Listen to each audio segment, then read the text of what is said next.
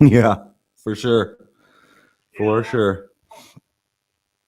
and you're not going to want to pay our price because it's probably going to be double what the value of that house is, if not more. Yeah, yeah. It looks like Redfin's got it estimated at 372. A lot of flippers are paying, and rental buyers are paying probably closer to three. I'm imagining you guys want to sell it closer to four or something like that, or am I way off? Would even cover what we would want out of it. Yeah, exactly. Because we have other things to consider too. Yep, yep. Because what's that going to do to our income and our Medicare? There's just, and we don't need it. We do better off renting it out ourselves. Yeah, yeah. Because how much does it bring in monthly on rent? Well, that's beside the point, but it brings in a pretty nice chunk. Yeah. Well, that's fine, and that's your private information. If we went further down this road, I would for sure want to learn that, but I'm probably not the right buyer for you. The only exception to that might be if have you guys ever bought anything? I know you've bought multiple rentals. Have you ever bought anything on seller terms? No. What do you mean by seller terms? Well, for example, let's say you wanted a higher than retail price. I've bought plenty of properties on higher than retail price from people who wanted to stop being landlords, but they wanted a constant payment every month. Oh, that's no, that's not us. Yeah, yeah, yeah. Because most people don't do it if they've not done it before because either they don't understand it or they want all their money right now. Sounds like you guys want all the money for the house right now. Well, if we were to sell it, yes. Yeah. But see, I do all my own maintenance. Nice. Nice. See, and that's where the money is. Gotcha. Because I don't have to pay somebody, and that rent's all ours. Yeah, because you own it outright. Yes. Exactly. So it's 100% cash flow minus your taxes and your maintenance. Exactly. Yeah, and my maintenance is almost zero except for the material. Well, right, because you do it yourself. Yeah. So, you know, eventually we will probably sell, Yep. but not in the foreseeable future. It's just because you won't come up, you can't afford to pay what we would want for it. Yeah. Nobody can. Yeah. Because it does us too much good. So, Yep. Yep. That makes sense. Yeah, that's just the way it is, Yeah. We're in a position to deal with it the way we want to do it. And I doubt that anybody's going to come up to our terms. Well, why don't you just for fun, I'm probably not the right buyer for you, but why don't you just give me your terms and I'll consider them. And then it sounds like something maybe in a year or two or three when the youngest is ready for you. We ain't selling, period. Exactly. I know. We don't have to. No, you don't have to. Exactly. But do you have some terms in your mind for 3 or 4 years from now when you're ready to do the trip? No, I don't have anything in mind in 3 or 4 years because Yeah. I have no idea what our financial situation will be in 3 or 4 years. Right. I got you. Well, it's just we don't buy or we don't sell on a whim. No. And we talk about it and we discuss it and we wait a week or so before we even consider doing anything. That's what I do too with my wife. That's just what we do. And so in a case like this, that week would probably be 1 or 2 years. We discuss it and decide, well, what's our ups and downs? What's this going to do to us in these other aspects of our life in 1 year? Because unfortunately, it's a good problem to have, but that's just the way it is. Yeah. Some of my rentals in Bellingham right now are getting between $1,500 and $1,800 a month for a 2-bed, 1-bath. Is this one in that range too? Say that again.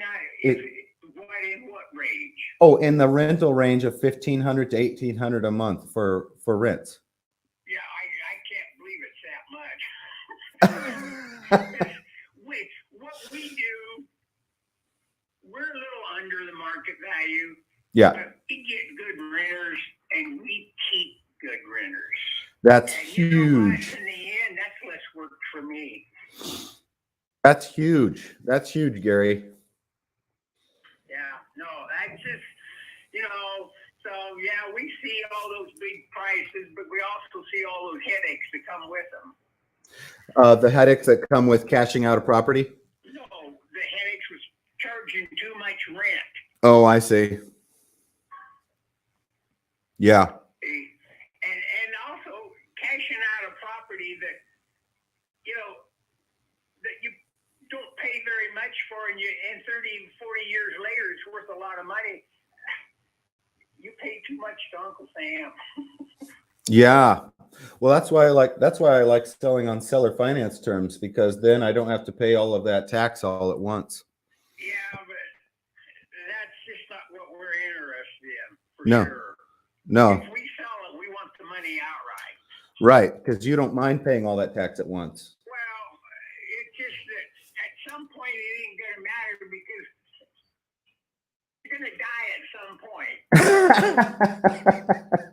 See, and that point's getting closer and closer for us. I got you. I got you. I understand. You know, so Yep. yeah, it's just no, we see that all the time. We have people offer to buy at least 4 or 5 times a year. They want to buy something from us, and it's just the reason they want to buy something from us is that they want to make money on it. Well, we're sitting here making money now, so we don't need to do anything but just keep on living. Exactly. Yeah, you don't need to sell anything. That's right. Yeah, and mostly it sounds like you were just kind of curious what another investor I was like curious what you. yes, what somebody would offer. Exactly. But you guys have yet to put out a figure. Have you put out a figure? I thought I heard 400 was the number. Well, that was a starting figure just off the top of my head. 'Cause Right. I know what it's worth. Right. Because And that's not considering everything else that we have to consider. No, of course not. Because you're not going to sell it anyhow, and I'm not going to buy it. So now we're just talking as two investors having a fun conversation here. So let's That's pretty much what it is, yeah. Because you know, if you gave me 800,000, I would probably sell. Right. Of course. Well, who You're gonna wouldn't? give me that. Well, who wouldn't? Because that's like 3 times the retail value of it right now. What I can make on it, maybe hanging on to it for another 5, 6 years. Exactly. Yeah. So anyway, it's been nice talking to you. Hey, before you let me go, would you let me know if you guys have any other maybe properties that aren't doing as well as this one that you would consider an offer on? No, that we have another property, but we're definitely not considering an option on that one. Yeah. You like that one. You like that one even more. Oh yes, and it's in Bellingham. Nice. Yeah, that's where most of mine are too. So it's just you never know what's going to happen to you, though. That's true. Well, and I'll leave you with this parting story. I recently had another gentleman who was also heading into retirement. Are you heading into retirement or already retired? I'm already there. Congrats. Been there for 10 years. 10 years in retirement? Yeah. Jeez Louise. Well, this other gentleman, the story I'm telling now is a duplex in Bellingham, and he was heading into retirement, and he did not want too much income to ruin his Social Security. Oh, yeah. And so he asked me for 10% down, and then he gave me a payment that was equal to a 30-year loan, but it ballooned in 10 years. So he could have asked for it in 3 years or 5 years or something like that. But his point is he wanted to spread it out a little bit so it didn't ruin his social. I said to him, if I can give you the higher than retail price you want, will you give me the terms I want? And it just so happened that he and I were able to work out terms that made us both happy. It fixed his and his wife's Social Security problems, and it helped me to get into a great rental See, I'm a young 40-year-old. So if I could be so blessed and so lucky as Gary Weiss to get into a property that someday cash flows 100%, wouldn't that be awesome? Well, yeah, it would be, yeah. And when the time comes, Mm-hmm. and if it comes, we're not against making up our own little rules on how we want to do things. There's no doubt about that. Perfect. It's not right now. No, I get it. I get it. It's wrong. It's the wrong time for all of us. Yeah. Well, let's just both commit to this. Maybe touch in once a year or something like that. Send me a call or a text. Do you guys do text? Yeah, you can call and text me if you want. I'm too busy to do it. Do you do email? Do you prefer email? Well, no, the phone is the way I would prefer it. Okay, this number, right? Yeah. Yeah, I'll check in with you every year or so and just see where you guys are at. And you're right. You guys get to be the bank in that scenario, like the story I just told. You would be becoming the bank. So I can't walk into Bank of America and demand the terms I want. Bank of America tells me. So the Bank of Gary, you would have to tell me what you are willing to accept, what you want. Yeah, and right now it's nothing. Exactly. I'm just saying for the future. If you, yeah, exactly. Nice, love it. No, we're well aware of all of this stuff. And, Good. Perfect.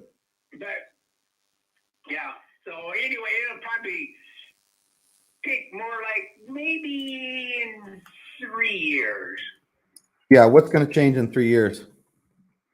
We get older, our kids get older. Is that when you're going to take the kids to Europe? Because I did that with mine. And that was an idea. We don't know. I love that idea. Have you been to? We do not know because there's a lot of things. This COVID thing. I know. And who knows about our health? Hopefully it'll be good, but we just don't know. We might need the money to take care of our health. Exactly. See? Yeah. So. Yep. Yeah. And what's your spouse's name? My wife's name's Christy. It's Marilyn. I can hear her talking in the background. Say hi to her from Nathan. She's hollering at me. Hey, a good wife is hard to come by, so you just let her know you're a blessed man. You're a lucky man. That's true. So. All right, Gary, appreciate you, and maybe we'll touch base every year or so. Just you guys let me know. 2 years. Yeah, every couple years. There you go. Perfect. And appreciate you letting me know just kind of how you guys have built. By the way, how did you got to give me really quick the beginning real estate investor story. How did you come upon that property in the first place? Darn luck. Just darn luck? Yeah. Jeez. Was it one of those ones that was listed? Oh no, you're not even close. It's like I said, it was just luck. No worries. That's great. Hey, have a great one, Gary. Appreciate you. Okay, we'll see you. Bye-bye.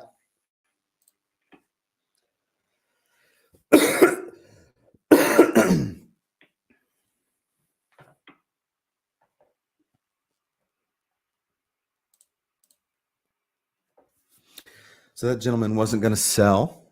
He was just curious what somebody would offer him. But in his initial conversations with our team, he basically threw out some numbers and was even willing to take an offer. But it was really just because he was curious and he's not in any pain. And even his desire to sell is subjugated to his desire to keep the property for now. So he's proud of the work he does on that house. He's proud on the fact that it cash flows 100%. And he and his wife are not really interested in an offer right now. How about that?